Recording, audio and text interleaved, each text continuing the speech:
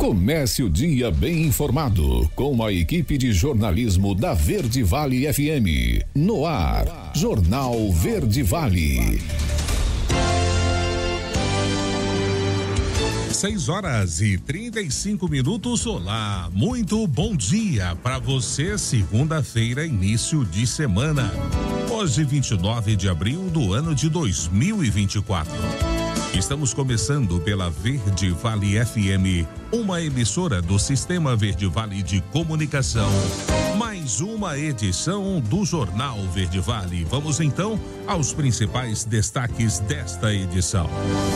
Jornal Verde Vale. Cidades em Goiás podem ter temperaturas de até 36 graus nesta semana. Educação em Goiás alerta para inscrições do Enseja 2024.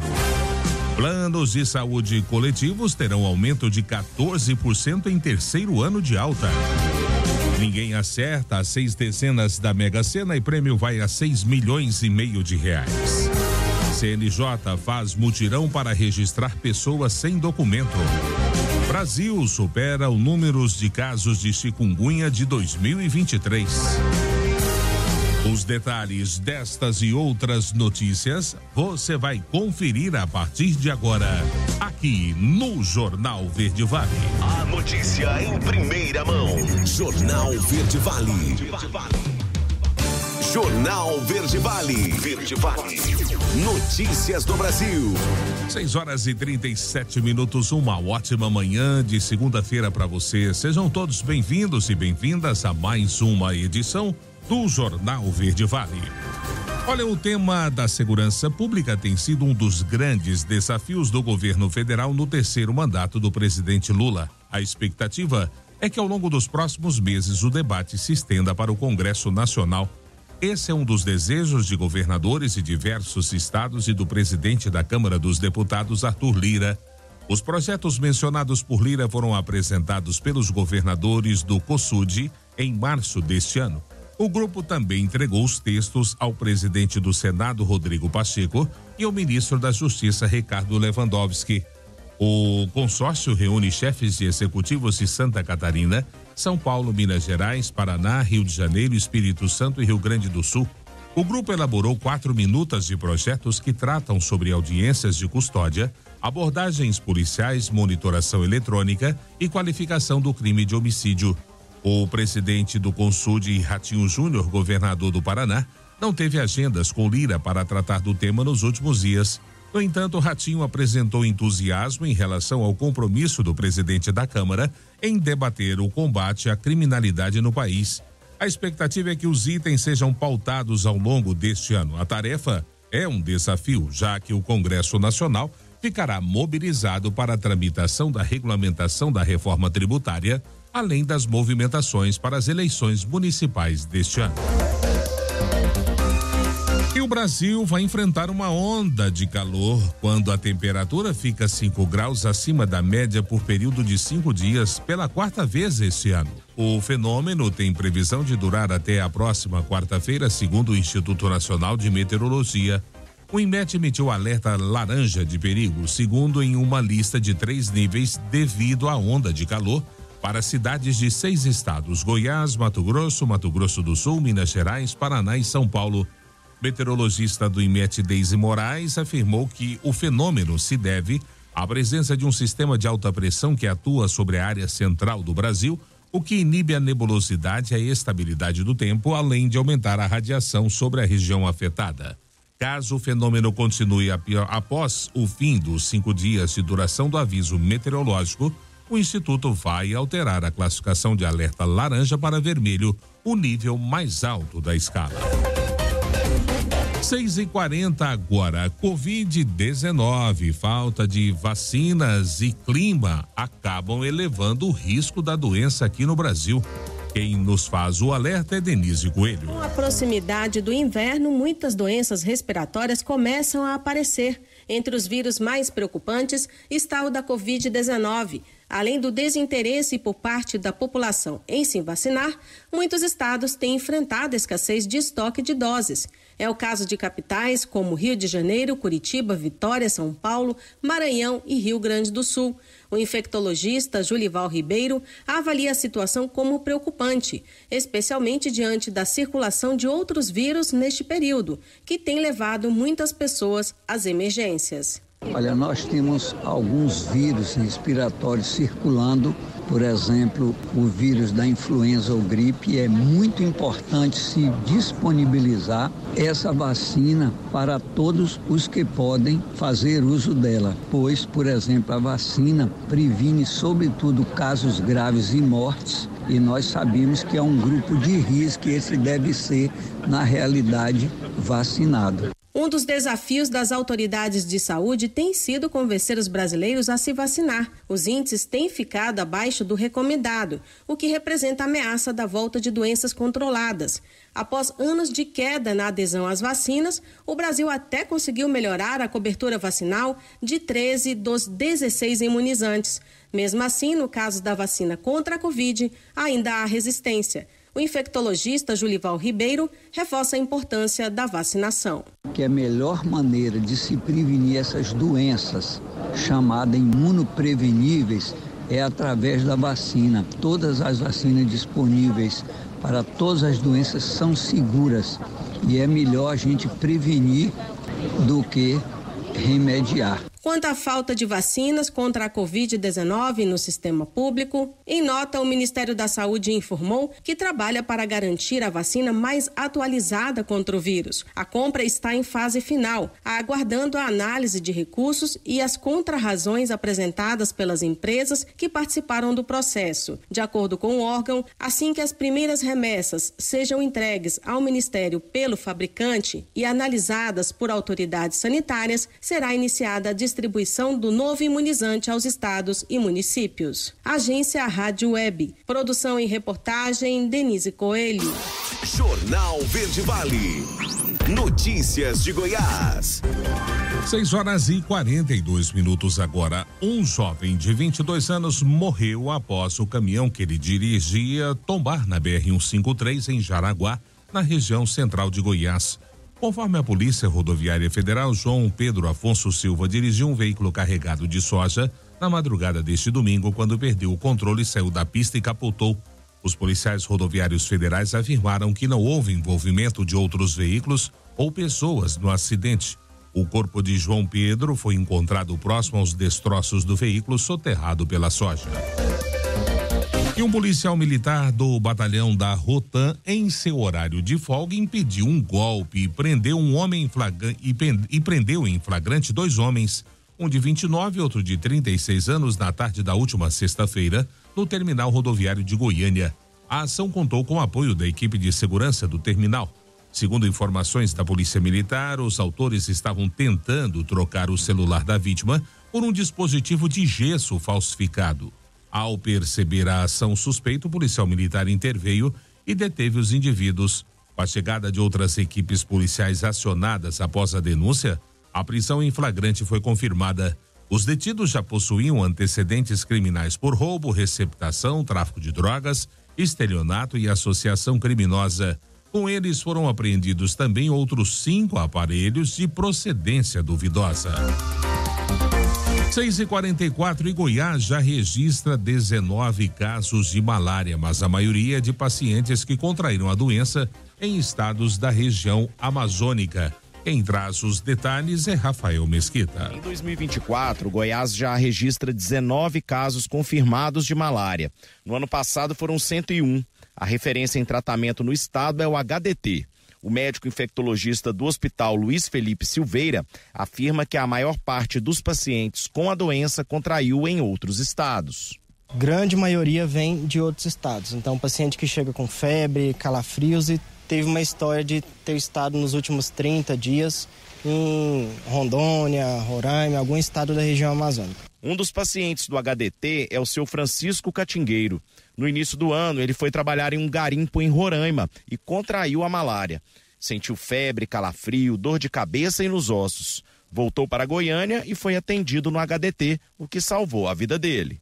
O pessoal receberam bem, os médicos, os enfermeiros, o pessoal, tudo bacana aqui, entendeu? Apesar que aqui não é área de malária, né? Mas quando aparece aqui é uma coincidência, né? A gente que traz de outros estados, né? Como igualmente eu tô aqui, né? Mas foi bom aqui, eu tenho que dizer não, tenho que dizer que foi ótimo, né? No Dia Mundial de Luta contra a Malária, o HDT realizou uma ação recreativa e de conscientização contra a doença. Pacientes receberam orientações sobre as formas de prevenção. O médico infectologista Luiz Felipe Silveira alerta a população. A malária é uma doença infecciosa transmissível, ela é transmitida pelo mosquito Anopheles e temos muitos casos no Brasil anualmente, de acordo com o último boletim, cerca de 130 mil casos, né? E o que é importante da malária? É importante a gente suspeitar do diagnóstico.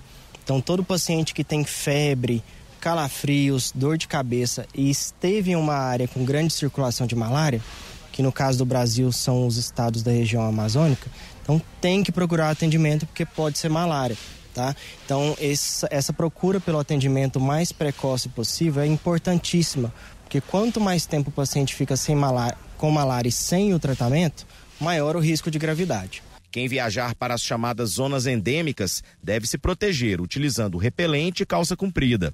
Dependendo da região, é recomendado a medicação preventiva. Rafael Mesquita, da Agência Brasil Central. Jornal Verde Vale.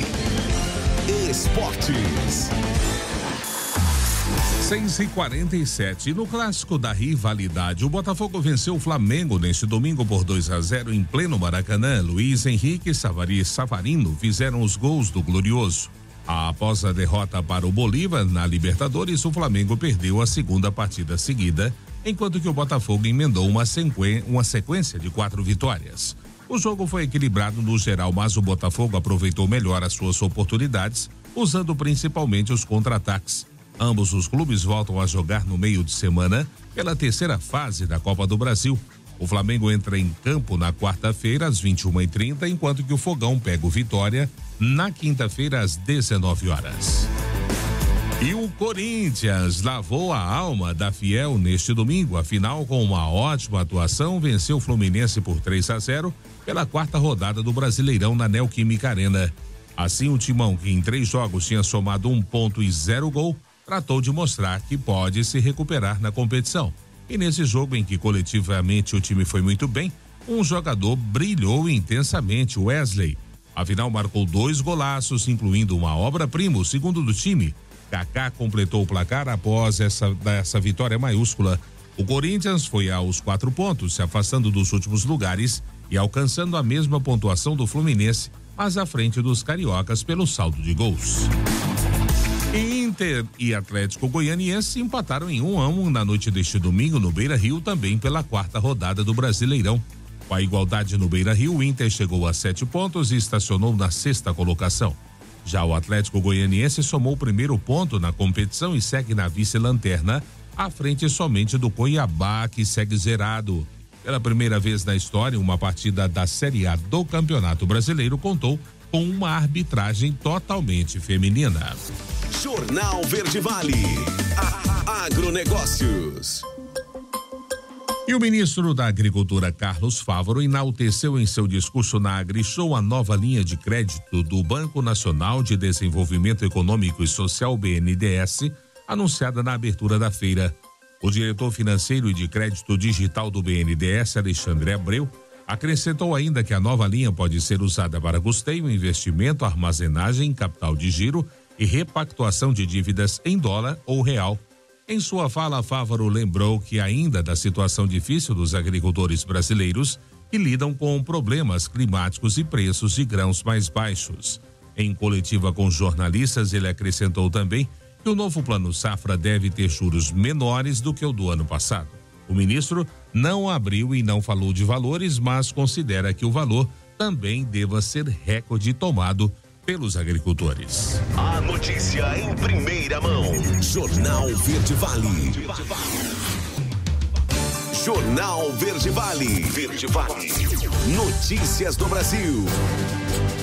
7h02, já de volta com o segundo bloco do Jornal Verde Vale desta segunda-feira, 29 de abril, aqui pela Verde Vale FM, uma emissora do Sistema Verde Vale de Comunicação. Olha, o direito à saúde, à educação e à visibilidade como cidadão são preceitos constitucionais e deveriam estar presentes na vida de todo brasileiro. No entanto, para acessá-los é preciso ter uma identificação, a certidão de nascimento ao menos. Embora pareça básico ter esse documento, milhares de brasileiros ainda estão à margem dos seus direitos por estarem invisíveis ao Estado. Para tentar reduzir essa invisibilidade, o Conselho Nacional de Justiça vai promover a segunda Semana Nacional do Registro Civil.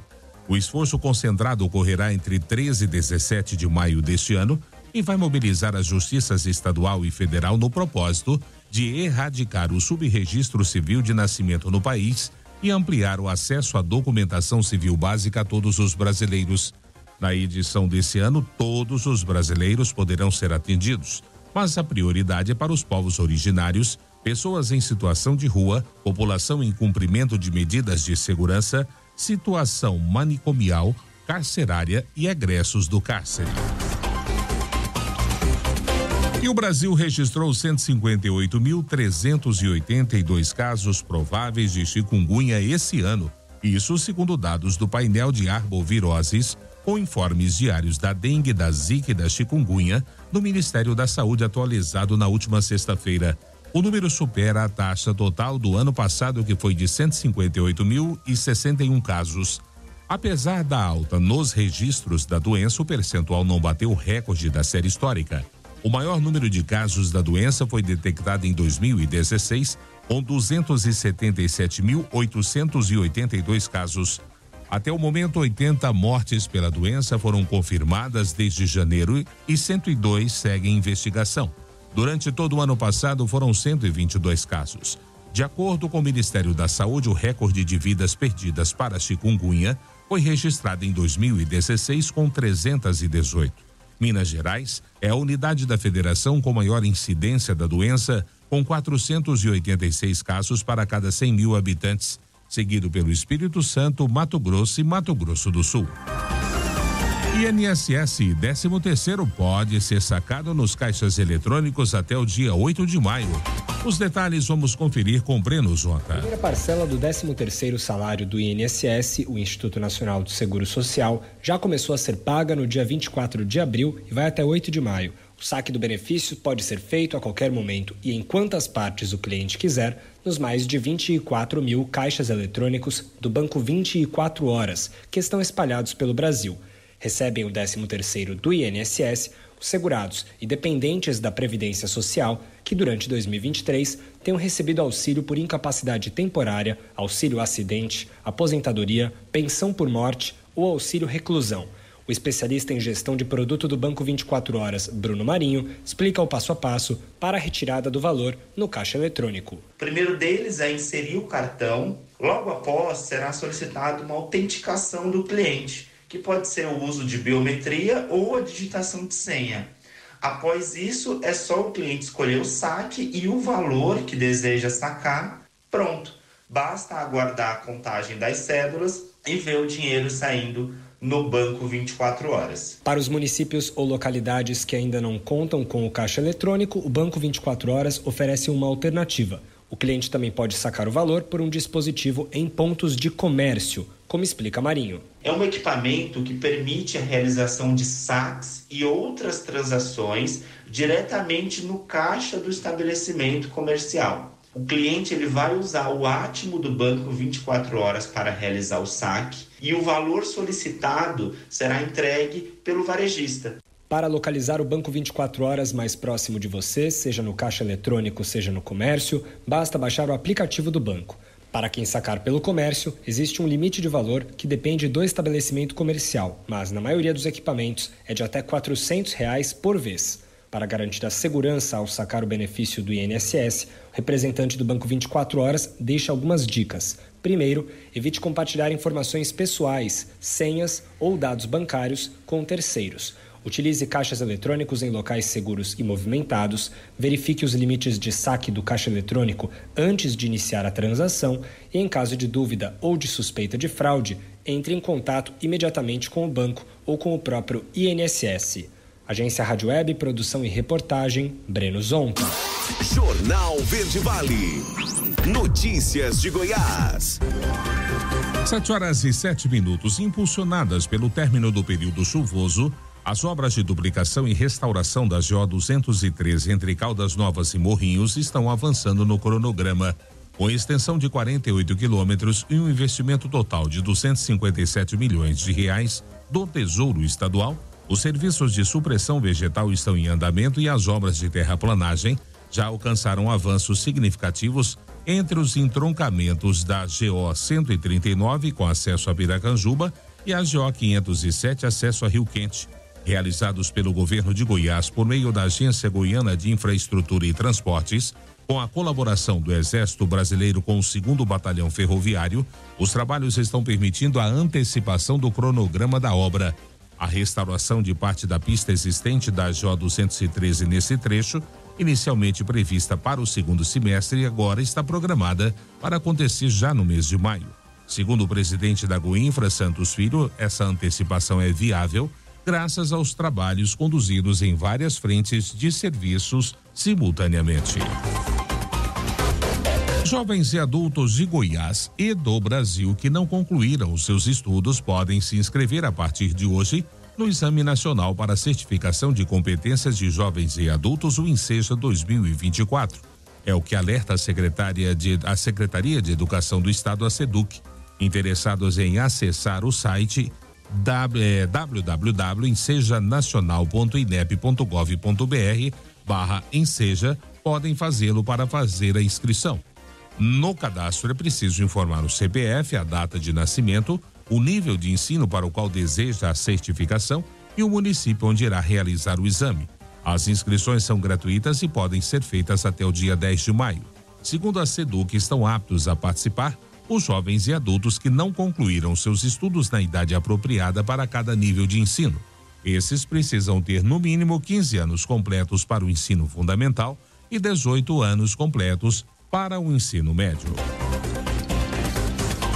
E o Tribunal de Contas dos Municípios realiza encontros regionais para orientar prefeitos quanto às contas públicas no último ano de mandato.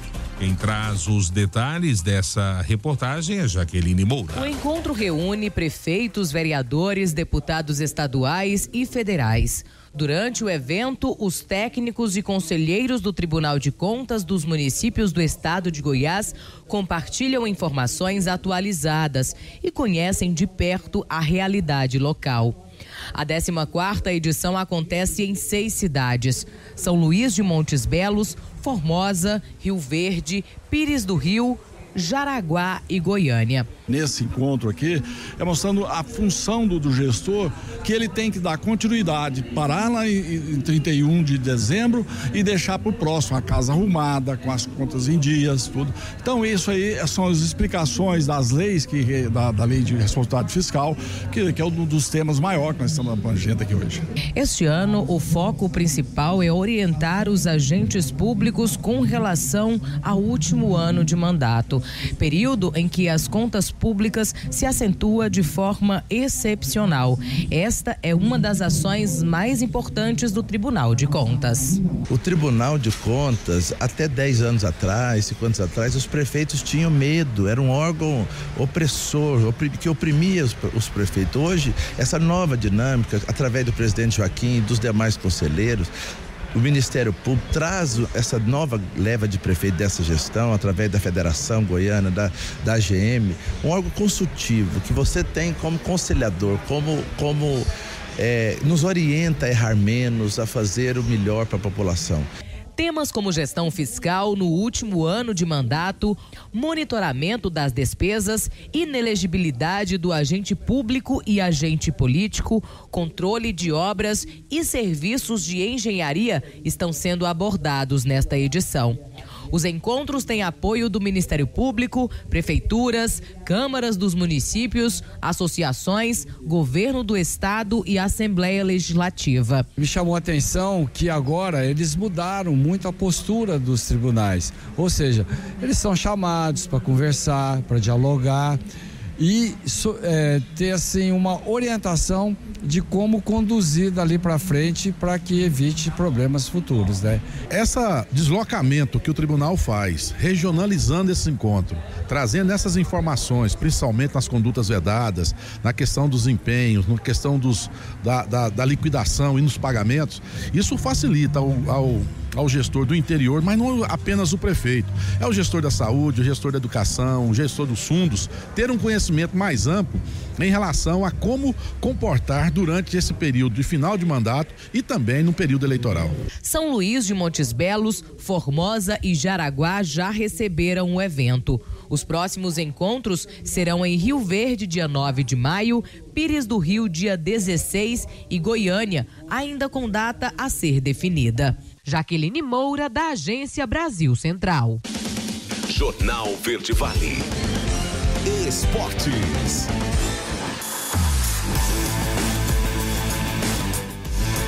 Sete horas e 13 minutos agora. Olha, a noite foi de empate na Arena Castelão. Fortaleza e Bragantino ficaram no 1-1. O Leão abriu o placar cedo aos 8 minutos com Kevin. O Braga aproveitou chance aos 39 e balançou as redes com Eduardo Sacha. O segundo tempo foi de tentativas, mas sem bola na rede para os dois lados. Com o empate, as equipes somaram apenas 1 ponto. O Leão tem agora 5 pontos e cai para a 11ª posição na tabela. Já o Bragantino tem 8 pontos e é o terceiro colocado na tabela. Na quinta rodada, o Fortaleza visita o Corinthians na Neoquímica Arena no sábado, às 16 horas. No mesmo dia, o Bragantino recebe o Flamengo às 18h30 no Dabi Abichedi. No meio da semana, os times entram em campo pela Copa do Brasil. O Bragantino visita o Souza na quarta-feira às 18 horas no Marizão. E o Fortaleza encara o Vasco no mesmo dia às 19 horas na Arena Castelão. E Cruzeiro e Vitória deixaram o melhor, para a etapa final. Só no segundo tempo, as redes do Mineirão balançaram pela quarta rodada do Campeonato Brasileiro. Com gols de Matheus Pereira, Rafa Silva e Arthur Gomes, o Cruzeiro derrotou o time baiano por 3-1, voltando a triunfar na temporada, depois de 3 tropeços seguidos. Com o resultado, o Cruzeiro chegou a 7 pontos na tabela, assumindo a 5ª colocação da competição. O Vitória aparece em 18º lugar no campeonato com apenas 1 ponto somado e um jogo a menos. Os dois times ainda podem perder posições no decorrer da rodada. Jornal Verde Vale. Agronegócios. E a última sexta-feira chegou ao seu final com os preços futuros do milho contabilizando movimentações negativas na Bolsa Brasileira. As principais cotações flutuaram na faixa de R$ 56,94 e R$ 61,96 e assim acumularam desvalorizações ao longo da última semana. O vencimento maio 24 foi cotado a R$ 56,94, uma perda de 1,66%. O julho 24 valeu R$ 57,08, uma baixa de 1,45%. Já o setembro 24 foi negociado a R$ 59,08, com uma queda de 0,86%. E o novembro 24 teve valor de R$ 61,96 a saca, com uma desvalorização de 0,86%.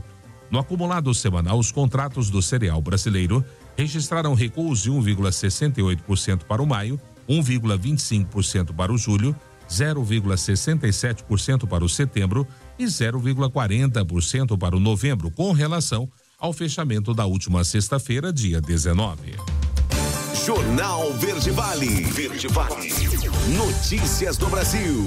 7h16. Os planos de saúde coletivos terão reajuste de 2 dígitos nesse ano, de acordo com o relatório da XP Investimentos com dados da Agência Nacional de Saúde Suplementar. O aumento médio foi de 15% no período entre dezembro de 2023 e fevereiro deste ano. De acordo com o levantamento, os reajustes se mantêm nesse patamar pelo 3º ano seguido.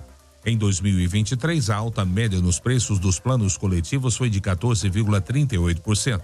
Em 2022, os reajustes oscilaram na casa de 11,54%.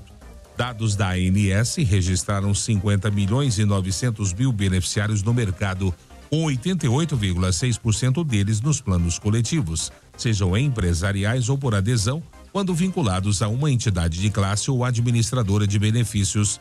Os reajustes dos planos individuais e familiares são limitados pela agência e fixam teto. E o presidente do Senado, Rodrigo Pacheco, recorreu da decisão que suspende a desoneração da folha.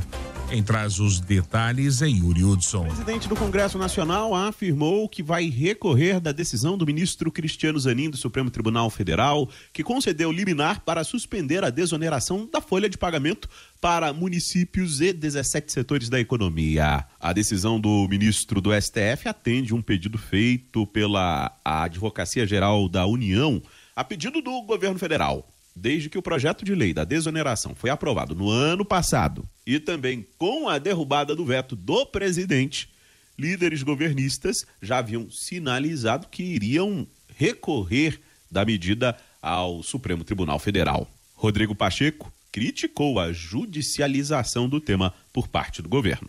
A nossa posição é uma posição de antagonismo, neste caso, em relação ao governo federal. A parte é o governo federal, a Advocacia Geral da União, e nós estamos, do outro lado, tentando demonstrar as nossas razões. E cabe ao Supremo Tribunal Federal decidir, isso precisa ser respeitado. As decisões da Corte, qualquer que seja a decisão, evidentemente que é uma decisão respeitada. O que eu espero é que o Supremo Tribunal Federal decida com base na realidade. A Advocacia Geral da União argumentou ao STF que o projeto aprovado pela Câmara e pelo Senado não aponta de onde seriam os recursos para bancar as medidas. Mas o senador Rodrigo Pacheco discorda. Eu afirmo, como presidente do Senado, que esta premissa não é verdadeira. O projeto de lei, a lei que foi aprovada, 14.784 de 2023, prevê de maneira muito clara, categórica e material, no trabalho feito pelo relator, senador Ângelo Coronel, num projeto do senador Efraim Filho, a estimativa orçamentária e financeira exigida pelo artigo 113, tanto para a desoneração dos 17 setores, quanto para a desoneração dos municípios. Rodrigo Pacheco afirmou ainda que na próxima semana deve reunir líderes para uma resposta política do Senado ao governo federal. Agência Rádio Web de Brasília, Yuri Hudson. Jornal Verde Vale. 7h19 agora, último intervalo do Jornal Verde Vale desta segunda-feira, início de semana. No próximo bloco, ninguém acerta 6 dezenas da MEG e o prêmio acumula, vai a 6,5 milhões de reais. Saúde amplia imunização contra a dengue para mais de 625 cidades. E claro, espaço para as nossas notícias locais com ele, J. Pereira. Não saia daí, a gente volta já, trazendo tudo em detalhes para você. Jornal Verde Vale. Jornal Verde Vale. Verde Vale. Notícias do Brasil. 7h29, voltamos com o último bloco do Jornal Verde Vale desta segunda-feira, 29 de abril, aqui pela Verde Vale FM. O presidente do Congresso Nacional, Rodrigo Pacheco, criticou a atuação do ministro da Fazenda, Fernando Haddad, em meio ao embate quanto à prorrogação da desoneração da folha de pagamento. Nos últimos dias, como dissemos, o Legislativo e Executivo travaram um embate quanto à prorrogação da desoneração da folha para 17 setores da economia e também a folha dos municípios.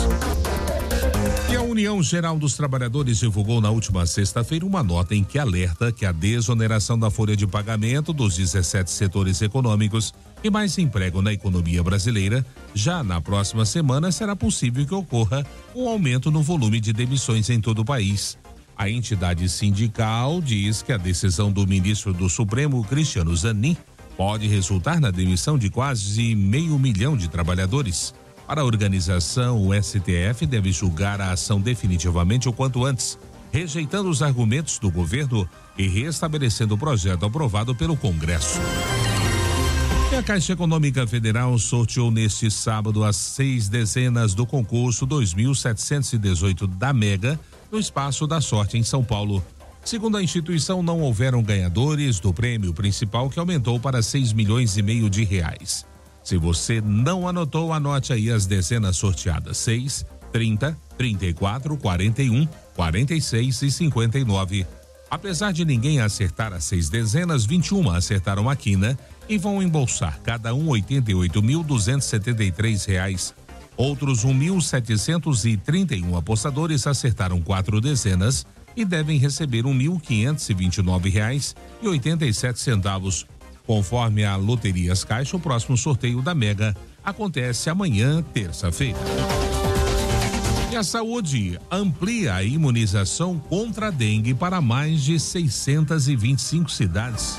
Eduardo Kovaleski é quem traz os detalhes. O Ministério da Saúde vai ampliar a vacinação da dengue para mais 6 estados. Serão contemplados 625 municípios em Alagoas, Ceará, Mato Grosso, Piauí, Rio Grande do Sul e Sergipe. As novas regiões vão receber a 4ª remessa de vacinas, que conta com 986.500 doses do imunizante. Os municípios beneficiados nas remessas anteriores também vão receber novas doses. A secretária de Vigilância em Saúde e Ambiente, Etel Maciel, destaca a ampliação da cobertura. Então, agora nós temos 25 estados contemplados com a vacina e nós estamos com essas novas remessas que recebemos, então, da empresa e que estão sendo distribuídas nessa semana, né? Nós vamos atingir mais 625 novos municípios. Vão somar com aqueles 705 já contemplados, né? Em janeiro, quando nós fizemos a pactuação, foi pactuada uma lista de prioridade e agora conseguimos chegar a 1.330 municípios. A distribuição das doses foi determinada com base em critérios como o ranqueamento das regiões de saúde e municípios, a quantidade necessária de doses conforme a disponibilidade e o cálculo total de doses a serem entregues em uma única remessa ao município. As doses que serão usadas na aplicação da 2ª dose da vacina vão ser enviadas posteriormente, considerando o intervalo de 3 meses para completar o esquema de vacinação. A secretária alerta que existe uma tendência de queda no número de casos, mas o alerta deve permanecer. É muito importante que tanto as famílias, a própria pessoa, nós mesmos, né, e os profissionais de saúde estejam muito atentos para os sinais, tanto os sinais e sintomas para um diagnóstico correto, quanto os sinais de alerta. A dengue é uma doença que nós conhecemos, nós sabemos o que fazer, nós sabemos que para salvar uma vida a gente precisa de hidratação, então nós precisamos salvar todas as vidas que pudermos. Para evitar a dengue, a eliminação dos focos do mosquito segue como medida mais eficaz. Além da assistência financeira ao Distrito Federal, o Ministério da Saúde já liberou 140 milhões de reais para apoio a 10 estados e mais 491 municípios. Agência Rádio Web, produção e reportagem, Eduardo Kovaleski. Jornal Verde Vale. Notícias de Goiás.